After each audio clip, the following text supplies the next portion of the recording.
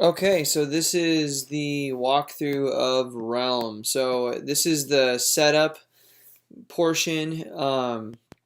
This is the splash screen, and then the user will be greeted with a begin option with the logo right there. As they move around, um, you know, it'll just be like a regular screen, like what we did with our splash screens in some of our apps. And then step one is going to be scan your anchor image, and so they'll go and find the anchor image and scan it. If they click the X, it just takes them back to this screen here at this point.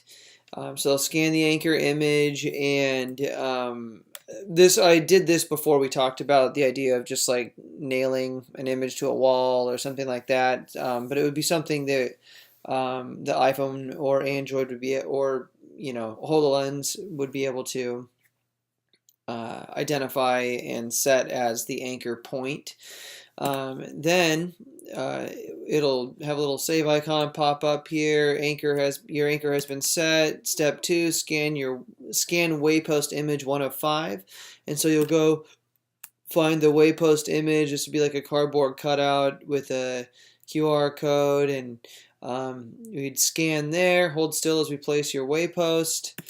Your waypost has been set. Step two, scan waypost image 2 of 5. And so I'm not going to keep going down that path. That's, obviously you get to number 5 of 5. It does a check mark, and then it'll do something along the lines of this guy, where it'll give you the green check mark, and then it'll have a save, and then it'll give you the option of add display or menu. So let's say we go to menu, which would be, okay, so we're going to go menu, and then we have our profile and our displays. So we click displays.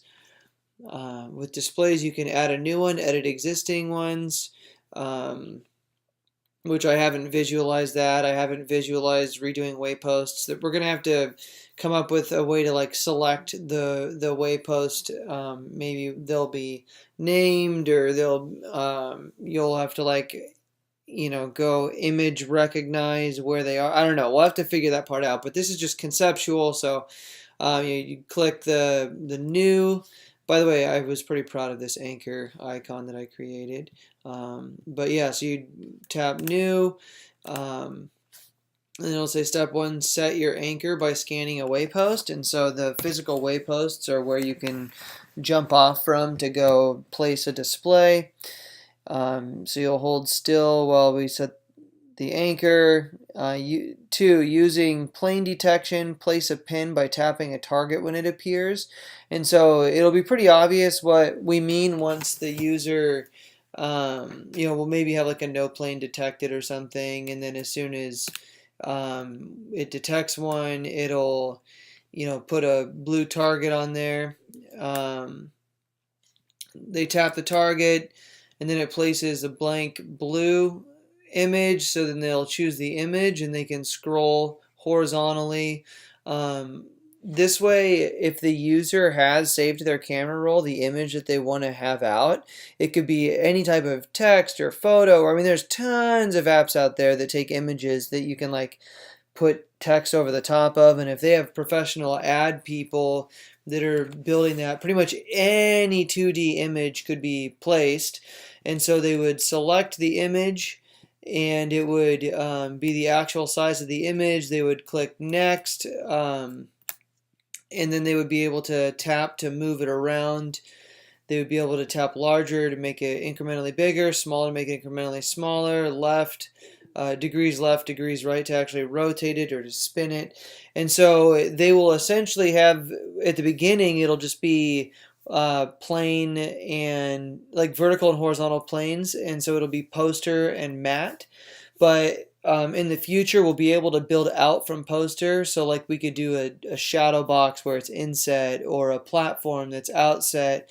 And from the ground, we could do, subterranean or whatever, inset, or podium or balloon. Like we could have all kinds of three-dimensional movement up and down and in and out in the future.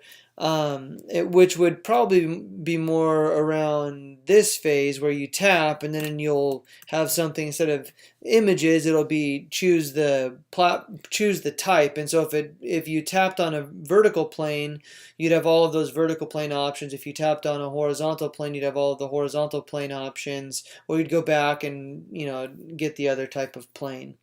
And so and then it would get into either images or 3D experiences, right? So the menu will be a lot deeper, and but it'll be like tap, tap, tap. Now I have the one that I want, and then we'll maybe have like a use last option, and then it'll so if you chose podium and three-dimensional display, like you could get all the way to where you're choosing the three-dimensional asset, with just one tap. So it'll have some AI built into this menu system in the future, but for the minimum viable product, we won't need to do it that way. It'll just be a vertical plane and a horizontal plane.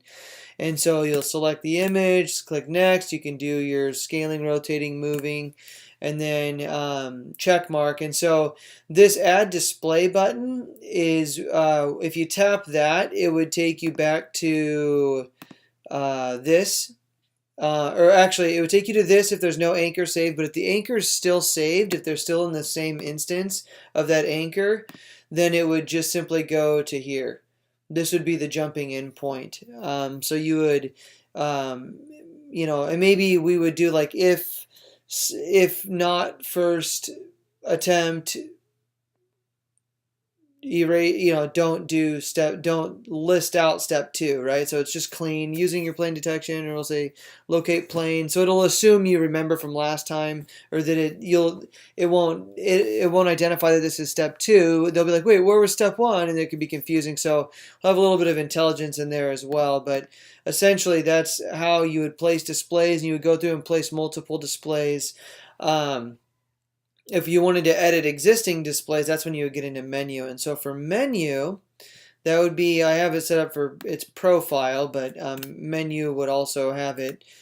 So there's the profile and there's displays. And so you could tap displays just like you did up here when you tap displays, and you could go in and edit. So when you tap menu, you would tap menu, displays. Well, now we're going to go through menu, profile. So we tap profile, and you can put in your info, you set your settings, and then privacy will give information about data collection, privacy, etc. I don't know. We might not have the privacy thing in the beta version, so it might just end up being info and settings. Info would be your name, the realm name that the users will see, realm address, and phone number. Those 4 items. But in the future, we could have like scrollable menu of options right here, and then scrollable within that. So it'll be a left to right menu experience. So yeah, so this would be a vertical scroll, and this would be a vertical scroll. These would just be little icons with the name below of what it is.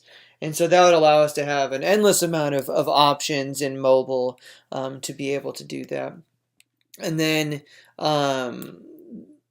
where's profile? Yeah, so at the beginning though, like that's kind of it. I mean, we'll have info and we'll have settings, and settings doesn't really have anything either, so we might even just have info right now.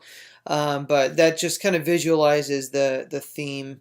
Lastly, this is the profile picture. I was pretty excited about that. I thought that was kind of an interesting.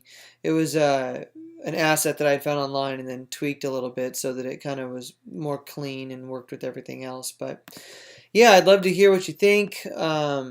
A lot of what we do is going to be under the hood, but this to me feels like a scalable starting point and would allow us to do like, we could have 3 preset images and not even access the camera roll to start with, and then add camera roll functionality, and then which immediately makes it so that any display could be placed as long as it's an image, right? So that leaves someone like me could use that tool in a very powerful way. So I think, just about anybody could go in and create images that they'd want to have up somewhere about something in a digital space. So that's kind of fun.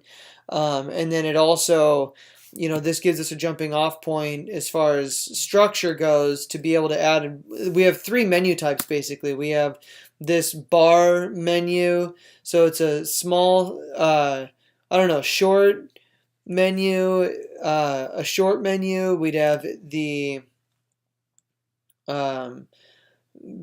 full menu, and then or standard. So we'd have short, we'd have standard, and then we would have profile, and then we would have expanded.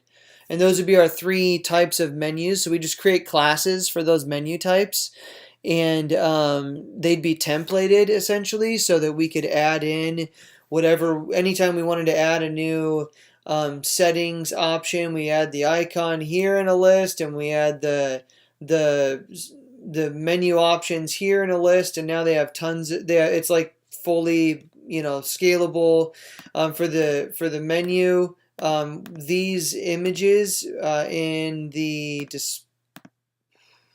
these images right here, choose image. These images will essentially be the same concept as our buttons. So they would be buttons as well. And so the width would be specified. They'd be centered in that width, and that would essentially, just like these photos are scrollable, these menu options could also be scrollable. So we would put the ones that they use intelligently over to the side, or we would keep them the same. If it's a small device, it would then be scrollable. So that way it's a scalable design, so that if it's a small Android device all the way up to an iPad, we would have our constraints, and then we could have an unlimited number of menu options. Obviously, you don't want to do 60 or something stupid, because then you'd be scrolling forever. Ideally, you would, we'd try to cap them out to like no more than 8, and if it's more than 8, we need to create sub menus. But then, that menu template then allows us to build infinitely. And so then in the future, when we want to add 3D experiences and all that kind of stuff, if we wanted to make a tool to create those displays, that would be totally different. But if we have the 3D display option as premium, as like a premium content option, we would then be able to add in the option of choosing a 3D display, and then we've uploaded to their account on the back end the display. So once it's live, they could just go in, tap that display, and then place it, resize it, etc., just like they do their images. And so on their end, it's extremely easy, and on our end, we're like more under the hood, building 3D experiences and then uploading the package in a way that the app is prepared to just unpack it and place it, and then have these few options to move it, scale it, and rotate it. And so that to me is how we would build out just about everything that we could do in the app until we get extremely complicated. Like, to me, this minimum viable product does not take very much effort to make it a pretty robust tool for anybody who wants to create these types of experiences. And then from there we would add all kinds of other options for, like, on the user side to like navigate things, and we'd have to track data and all that kind of stuff. So this is obviously just the setup portion. At some point when they come in, it would be add displays, menu, and then over here it would be like enter realm. So like they'd have the option of actually like going into the user side of the app. So like as a host, you would be downloading the host app of Realm, which would give you access to both experiences, and then every change we make to the user app, we would just push to the host app as well, but in this walled off context where they would be in as a visitor to the Realm versus as the host. And so that would also allow them to, we would have to figure out things that maybe there's a lot of stuff to talk about, but yeah, it's a very long video, so sorry about that.